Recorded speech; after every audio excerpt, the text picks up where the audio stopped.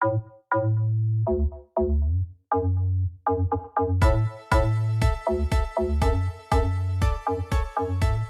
to A Regenerative Future with Matt Powers. I'm your host, Matt Powers, and today is a very special episode where I'm going to be sharing with you the opening section, the first chapter, the introduction of Regenerative Soil, my new book. And as usual, I don't title these things typically, so the introduction is why now? So here we go. Why now? Have you been following the stats and figures? Less than 60 years left of soil. Soil is under attack, and that means your food, your body, and the health of all life is under attack. We are losing on average 24 billion tons of soil a year, and we are not replacing it. This lost soil floods rivers with toxic levels of nutrients and causes dead zones and destroys fisheries and marine habitat. We can see this exact scenario with the Midwestern farm soils poisoning Louisiana's Mississippi Delta and coastal areas. Nature took thousands of years to create the soil that intensive agriculture, deforestation, urbanization, and desertification have destroyed. These soils and their fertility are now in the air and in the water, causing acidification and climate change. This is just erosion. 730,000 hectares of land is lost to production every year globally due to salinity level rising too high in the soils for crops to grow. 12 million hectares are lost annually to desertification. The estimates range, but it is now below 50 years of harvests left at the rate we are losing topsoil, harvesting food, and desertifying the planet. And this isn't a new problem. We've been desertifying the planet for around 10,000 years. In the past 150, fossil fuel usage, mechanization of agriculture, synthetic fertilizer usage, global population growth, and globalization of economies have simply sped up the rate of loss exponentially. Nutritional decrease. While it's true that for some nutrients in vegetables, fruit, dairy, cheese, and meat, the decrease has been as high as 97% between 1940 and 2002. The average decrease in nutrients has been 35% in vegetables, 18% in fruits, 26% in meats, 32% in cheeses, and 39% in dairy, despite extensive and expensive fertilizer use increasing 150 million%, and the creation of CAFOs and antibiotics. All that time, research, money, lives, and energy spent on a system that continues to degenerate, and this decline correlates with the sharp rise of autoimmune disease since the 1970s. Everything from type 1 diabetes to MS to Crohn's, they all showed up after the food began its decline in nutrition. Some experts are pointing out that plants we now eat not only are missing minerals and nutrients, but the endophytic biology that protected the plant, that fixed nitrogen from the air and communicated to the soil microbes, is also missing. A holistic decline. We've been living in the midst of a holistic decline that has been happening for generations, in earnest and in slow motion for millennia. It's hard to grasp at first, but it's as if we have inherited a wagon with one wheel. We can't expect it to work perfectly or to understand its original functionality until we do the work of restoring it. The life that was once in the soil has largely been killed off. The life inside the plants we eat has been lost, and our digestions, our gut biomes have become simplified and less robust. We are seeing the symptoms when we look at climate stress, autoimmune disease, desertification, habitat loss, and extinction. A bridge of comprehension. This text is intended to be a bridge of comprehension and communication between conventional, biological, and natural farming perspectives on soil remediation, fertility, and science to start a dialogue of change towards a regenerative system that we all can agree upon because we all can see, review, and communicate about the actual research and science of the soil. There is a new emerging picture that is convincing, clear, and replicable, and it has nothing to do with any of us presenting it. It's authentic science and independently verifiable by all of us. These fertility and management practices and descriptions of soil cycles and systems can scale up to tens of thousands of acres or down to a backyard garden. They are truly universal. This book is focused on biological, mineral, and cost-efficient natural solutions that can be implemented everywhere by anyone, but I wanted everyone to see eye to eye in the world of soil. So I've included the chemistry formulas and the language as well. Diagrams and images in this book feature chemistry equations alongside the biological reactions, natural phenomenon, traditional gardening, and indigenous farming methods. Micro to macro, nano to mega. The key to deeply learning and understanding any concept, idea, pattern, thing, system, or cycle is found in studying and understanding it micro to macro, or holistically, as in understanding it as a system within systems that contain its own smaller systems. We can see this readily within our own reality, the atomic to the microscopic, to the world of the naked eye, to the planetary, to the universal.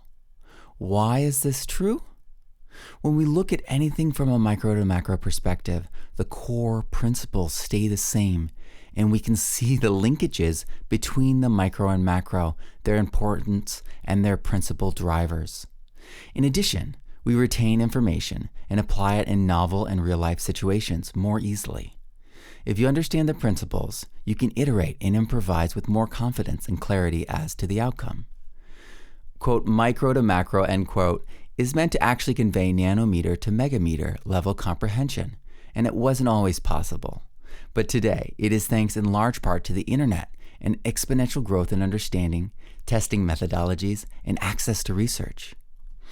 We can connect larger global changes to the local and even to the nano-sized soil enzymes. It is all connected and understandable as a system. Understanding all the churning and diverse minutiae of the soil is another story. We may never understand the thousands of simultaneous exchanges and communications a tree is having with rhizobacteria and mycorrhizae just below the surface. But we can see that they are happening, their benefits, and how to improve, increase, sustain, or adapt those benefits. These also are not truly alien planes. There are actors that play critical roles on all stages. Water, H2O, fits this description, interacting with everything from molecular to global cycles and reactions. Water is key to turning salts into solutions, redox reactions, pH buffering, and so much more. Carbon is another player we have in enough abundance that we can see on the macro level. The smoke from a fire, ash, charcoal, and even biochar we can see or touch. On a nanometer level, biochar has unique properties, such that microprocessors are being made out of biochar. The unique structure and nature of biochar affects interactions at the molecular level so profoundly, it has a macro effect. Not all reactions, situations, or cycles have elements that tie the micro to the macro directly, but many do. The ones that are indirect are through a chain of reactions and interactions between different elements, much like how plants attract bacteria and fungi only to feed the protozoa to access their waste, which is bioavailable to the plant roots. While a sneeze may not start a hurricane on the other side of the world, small changes have the potential for massive effect in nature.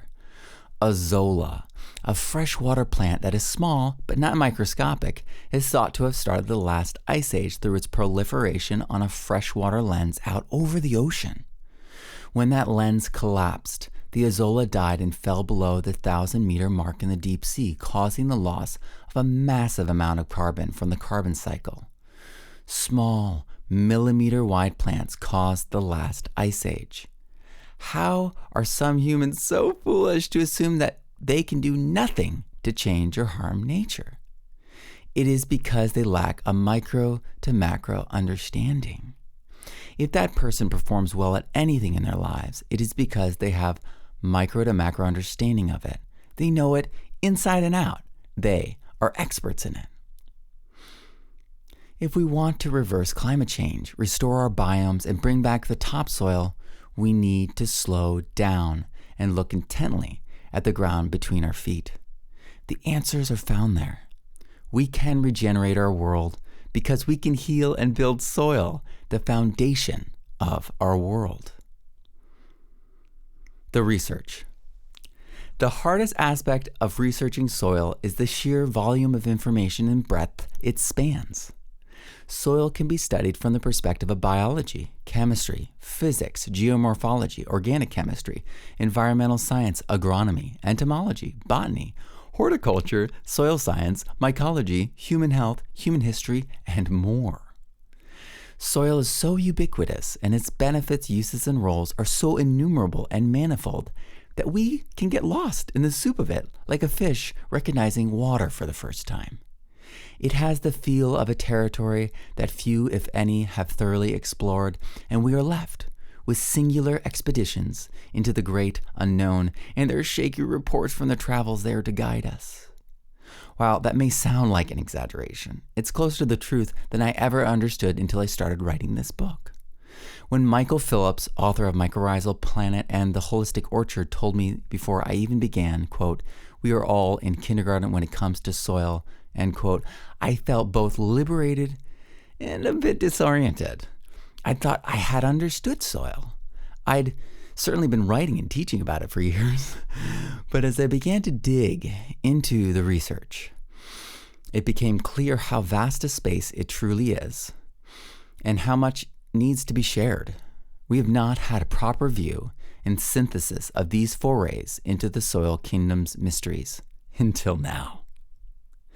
This book draws together the many narratives of soil, fertility, management, and remediation under one roof and in one common visual language. I'll be going into the details in the text, of course, but the images are the vehicle for fast communication and comprehension across the spectrum of soil science opinion and research. It is not the final word in soil by any measure, but a detailed how-to and overview of where we are currently with our understanding of soil and soil management best practices. The root of the problem. Because soil is central to all life, it is sobering to see how it is being treated and lost. According to some studies, we have less than 50 years left of agriculturally viable soil. That's only 15 seasons of harvest left. A young farmer starting today can see the end of farming and civilization itself in their lifetime. This is not an exaggeration.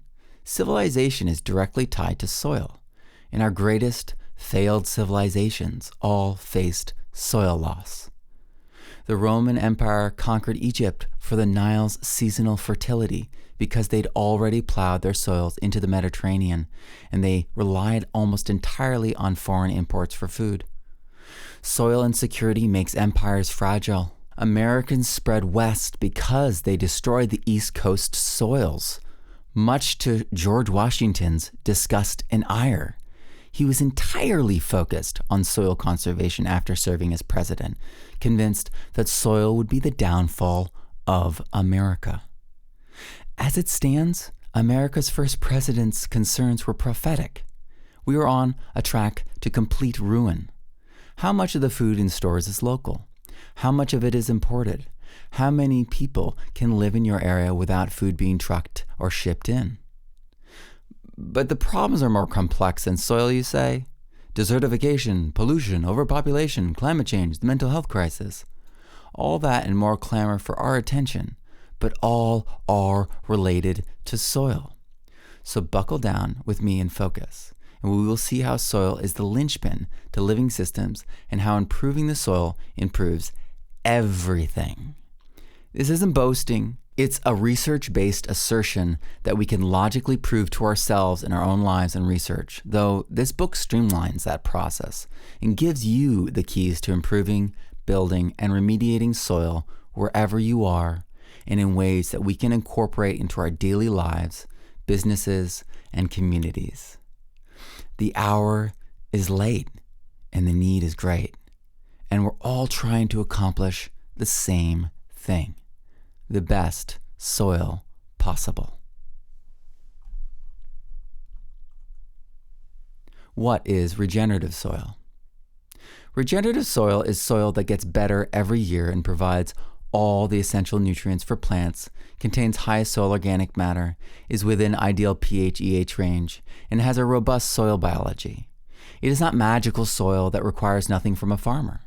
It is soil that does require some inputs and work, but it is living, dynamic, resilient, and far superior to modern agricultural soils. It is research-based, proven, and replicable across climates.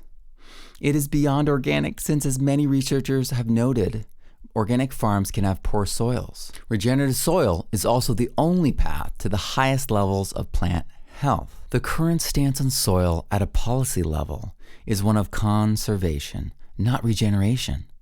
That is the position most have ceded to who are farmers, doing it the way they were taught at universities and by government extension agencies. They are in a losing battle, where just stemming the flow of losses is their main concern. There is now a growing movement of soil stewards who find this unacceptable and have made it their mission to regenerate our world's soils and to spread the why and how to as many as will listen. How is it better? In simplest terms, we've simplified the soil to fit into a laboratory-based, industrialized fertility and biocontrol program that relied upon mining, caustic chemicals and reactions, factories and petrochemicals. All over the world, over the past 10,000 years, we have mined the native soils for all they were worth. And then over time, we supplemented the soil with, at first, natural substances like manures, and later with minerals and then chemicals of all sorts.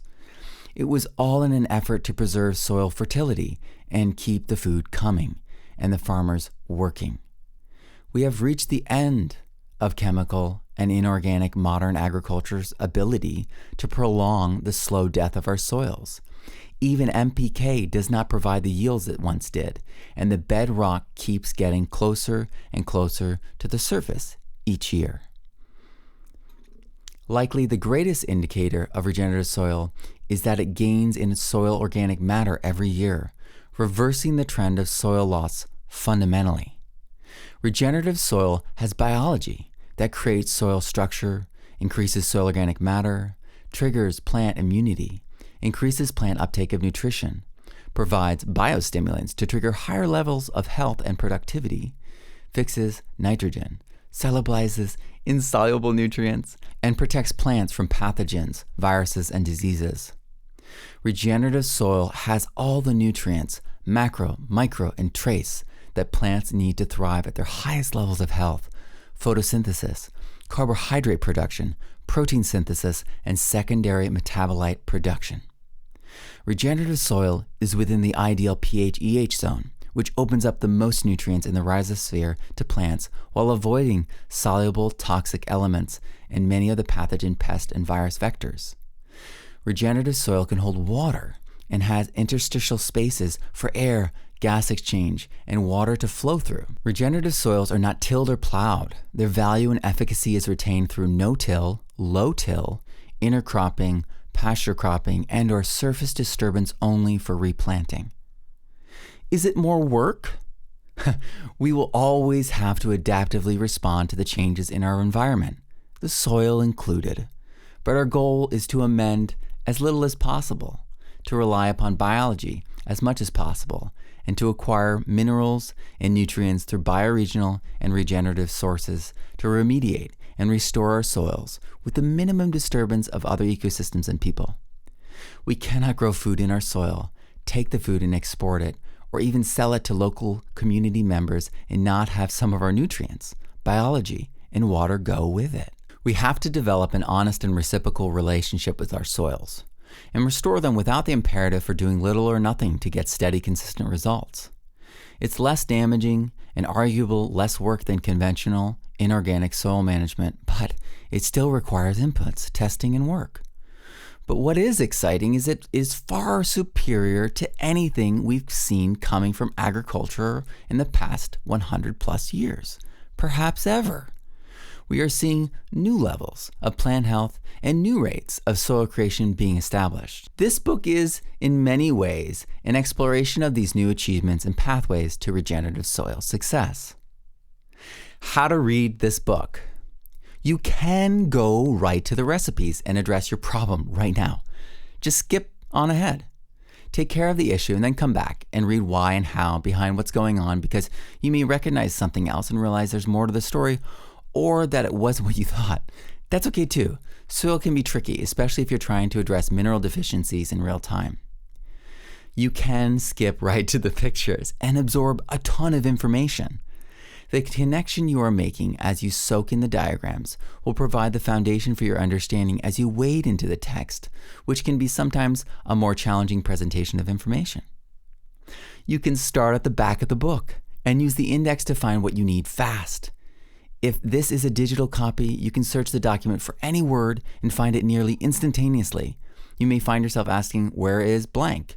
A full in-depth of everything related to soil would likely require covering everything in natural systems, which wouldn't fit into a book nor an online course. Instead, I focus on what is relevant only. There's endless factoids in the research that are interesting but not useful. This book is designed to streamline your soil solutions while keeping firmly in touch with a holistic perspective, current science, and leading practices. But if you want a coherent, clear, and organized understanding of soil and the solutions presented in this book, I highly recommend reading it from beginning to end. At some point, you can address what's bothering you most or what you're most curious about first too. No pressure here. Do I need a microscope? No, but I do include how to analyze soil samples. You can learn the why and how of soil microscopy and let experts do the plant sap, mineral, and soil biology testing for you. Understanding will allow you to properly read those results and act on them appropriately. Or if you want to go further and DIY, you'll be able to. I drew the line on citations at internet search engine access. If you can Google it like the chemical composition of sand, I'm not going to cite it. But I do cite all my other sources, including websites. There are already enough citations for years of research and study, so you can go deeper, verify outlandish claims, chew on some wildly niched jargon, and replicate their work and test things for yourself. And anything that isn't cited, you can Google and find it on PubChem, Wikipedia, etc. Are you ready to dive deep into the linchpin of all life? If you are, I've just finished the first chapter. If you are ready to dive into this, please pre-order your copy of Regenerative Soil at thepermaculturestudent.com. You can click on books, the book section, and it's on top there. It is going to be signed. I'm going to reveal this now because I revealed it on Morag Gamble's podcast. It's going to be in hardcover, and I haven't revealed that online anywhere. I've got goodies to compensate for the international shipping for my international folk. But those are surprises too. I love surprises. I don't know if you guess, but I love surprises. I love building things up and then revealing them rather than, and I have, revealed step-by-step parts of what I'm doing with my inner group, with my Kickstarter backers and stuff. But I love just the explosion of a complete process. And that's probably why I love writing, because it's so different from extemporaneous speaking. It's so different from comments on Facebook and all those kinds of things, because you actually have the time to edit yourself, to reflect, to go, oh, no, that's written wrong. Oh, that's confusing. Oh, and fix our understanding. And I really feel that when we fix the writing, we fix our internal understanding. And it's just like when we read something really well written, we incorporate it deeply into who we are. Same thing happens when we write. or at least for me. And I love it. I loved writing this book, Regenerative Soil. I loved delving through the research. And it's wild. I know that last section you're like, wait, but you're not going to show every minutia of citation. It was 41 pages of references. And I like shrunk it down to like 0.8 font. You can, like a magnifying glass for some of us to read it. But that's not even including like the PubChem, the Microbe Wiki, all those kind of references. So I've streamlined it. I've made it easier to read. I've made it tight. I've made it really pertinent, and I've assumed that if you have questions, you can quickly Google it, Microbe Wiki, PubChem, Wikipedia. You can go down to the sources from these encyclopedias and read through them and see where these sources are coming from, as I have, as all of us that are doing research have. And it's this process of gaining fluency that I had to go through, that I believe to a degree everyone has to go through. Because when you look at the full spread from the common, which I would say Wikipedia is the common, even though there's graduate and doctorate students, managing it, and it's almost impossible to affect anything on there, especially if it's science. I mean, that they're given their doctorate assignments using Wikipedia, so that the research is super rigorous. They've got a panel of peer reviewing PhDs that are managing the process.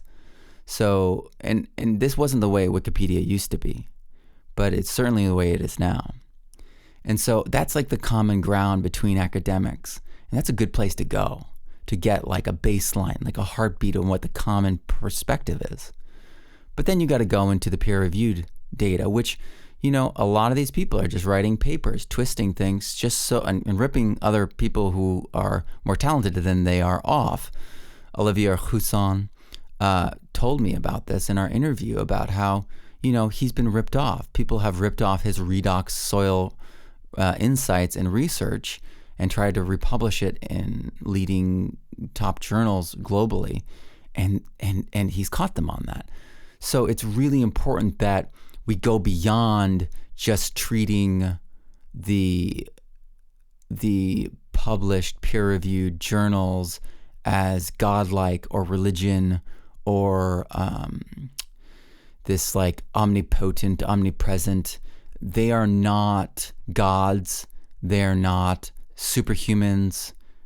I talk to them, and the complexity is absolutely stunning when you start pulling back and talk about what we don't know, what's confusing, what we wish we could research, what we wish we could publish on. And the scientists reveal such a more complicated, and when you look at the soil science published papers, you're like, wait, it's more complicated? And they reveal a world that's much more dynamic. We suddenly see that none of these cycles are static.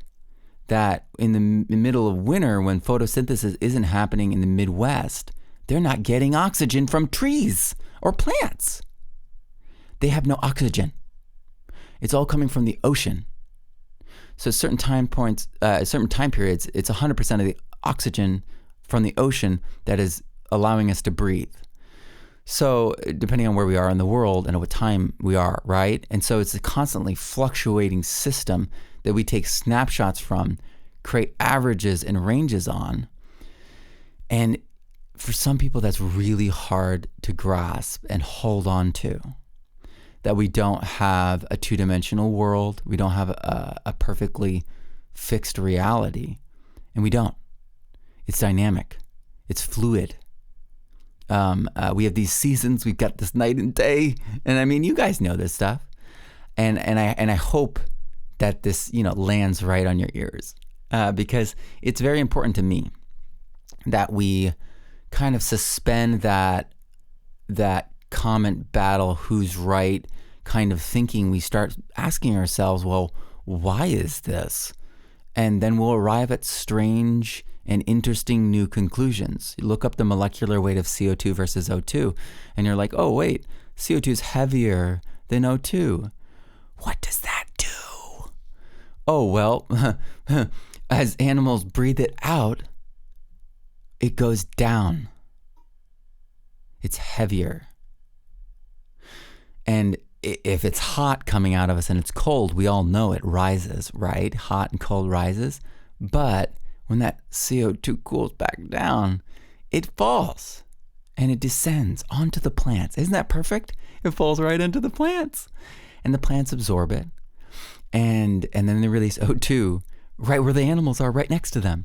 And in a world where the canopies were 200 to 300 feet tall, taller than they are nowadays, we would not have CO2 escaping those living, vibrant systems. Just like in the soil, when it's truly regenerative and healthy and living, you test it using those standard little shake water soil tests, and it comes out with nothing or deficient or very low. And so it's bad soil according to the standardized garden and farm tests. But you look at it and you're like, no, this is black, rich, amazing soil, and my plants love it. And it boggles the mind to a degree, but this is nature. There's thresholds that we haven't observed, that we're just beginning to observe, because we're just figuring out how to treat nature properly and ramp up the health. And so we're going to have systems that are so efficient at handling CO2, producing O2, that we will literally change the quality of our air, the quality of experience that we have on a daily basis. Imagine, I mean, you know what it's like to walk through a forest. You know what it's like to go to the ocean and breathe that air and to feel that rejuvenating quality just course through us. That's oxygen. We love that stuff. And if our world was more oxygenated, if we had more plants, if we had more kelp forests, more thriving like phytoplankton, plankton, cyanobacteria, the whole gamut, we would feel better. The world that we are living in is amazing. And I think that we lose track of that sometimes when we grab onto specific factoids and headlines and emotional reactionary things that are constantly happening all around us. Our world is waiting for us to partner with it, to dive in to what's possible. We can regenerate our soils. We can reverse desertification globally. We can save the oceans, which are acidifying, which are losing their oxygen levels and oxygen producing capacities. And we can see a future where we have deep, regenerative, rich soils, nutrient dense, delicious, and foods that we don't have to eat, like we're starving to death. Foods that oh, you know what? I feel good. I don't need more, because it's so nutrient dense, so full of what we need, that we get satisfied. And that's the kind of reality that I'm wanting, that I'm seeking, is one where we can actually find satisfaction from the work that we put in. Not, just hanging out and being lazy and having fun and being, this shirker of responsibility and a lack of stewardship. No. I want to be all in. I want to be doing the work. I want to be seeing the results. And I want to know that my part, that my life was one that gave back, that made the world a better place, that guaranteed a brighter future for my children, for your children, for the possibility of children, for all of us and all of our futures. I know a different world is possible. I've seen it. I know the science. I know what is possible, and we can arrive there faster than can be believed if we shift, if we transition, if we step into a regenerative future. If you're interested in this book, Regenerative Soil, it is on my website, thepermaculturestudent.com, under books, and it is exclusively available there as a signed copy. It's going to be hardcover.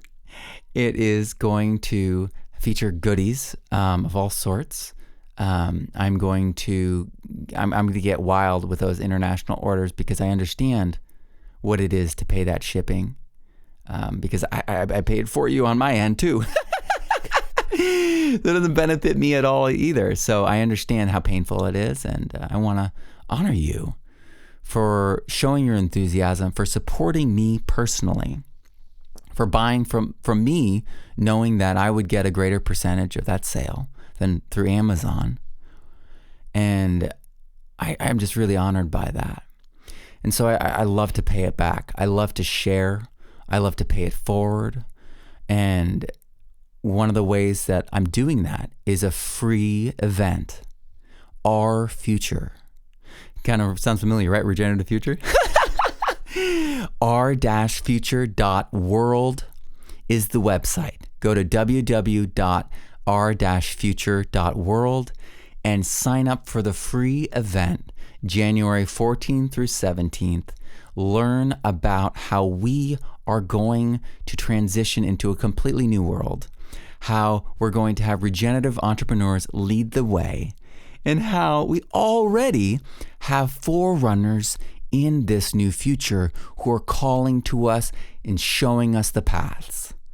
So I invite all of you, I invite you to invite all of your friends and family, everyone you know, because it's a free event. We have people who have really done it. We have people like Trad Cotter, started Mushroom Mountain. We have people like Mycosymbiotics, William Padilla Brown. We have Cognitive Functions, Cassandra Posey. We have Reishi Strauss, the mushroom and herbal expert. We have so many incredible people. Do you know Vinny Coco? He's the guy who created the zero waste company, the only zero waste company in Nevada. He's been on Shark Tank aplenty. If you watch that show, I don't have a TV, so I don't watch it, but I love Coco Vinny, and Vinny's a good friend of mine. He's going to be speaking to us. We are sponsored by Fantastic Fungi. That's Paul Stamets' amazing company.